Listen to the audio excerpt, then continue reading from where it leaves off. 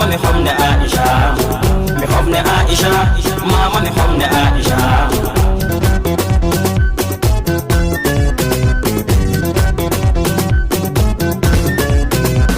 Mi homne Aisha, mama mi homne tanu fullo. Mi manta Aisha, to bana sappo hanko goto. Da mama letti men haro Buhari warti debbo. Mama Aisha, Nigeria anjogan e dungo. Awarti lele wala atal meden adon ahoda. Ahoshi letti funa mama ahoshi letti wela. Ahoshi letti fumbina mama ahoshi letti hirna. Mama Aisha, jama'a de be fube homni mama.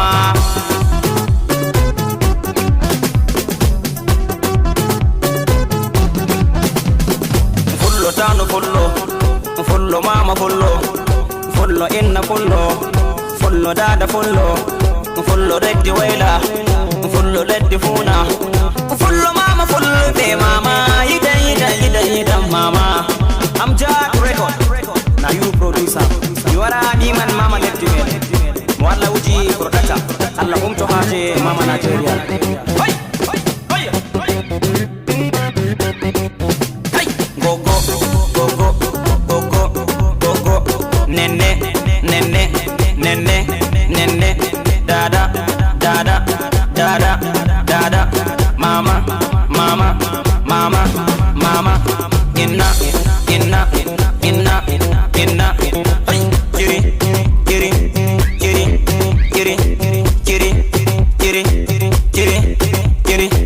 jalugindara, wamugindara, hey! Milara fulbe Adamawa, fulbe Katsina, fulbe Gombe, fulbe Bauchi, fulbe kote nder Nigeria. Be wari be homnete mama.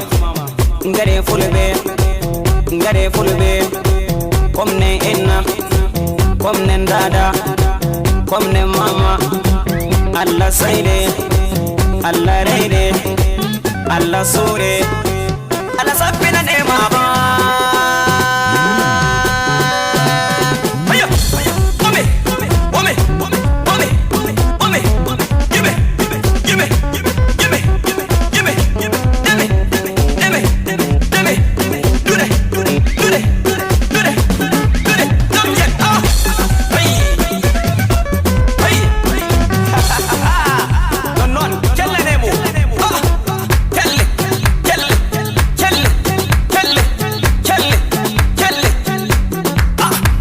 Mama mi e minana, da mama mi e minana, hey da mama mi e minana, da mama inna Nigeria, da mama Nigeria, da mama da Nigeria, da mama da Nigeria, da mama da dembo Buhari, da mama da dembo Buhari, da mama anon Nigeria, da mama anon Nigeria, da mama gata Nigeria, da mama gata Nigeria, da mama ajogan Nigeria, da mama ajogan Nigeria, da mama anon Nigeria, da mama da dembo Buhari, da mama da dembo Buhari, da mama mi e da mama mi e da mama, da mama mi e da inna, da mama mi e da gogo, da mama mi e da gogo, da mama mi e da nende, da mama mi e da nende, da mama mama Nigeria, da mama Nigeria.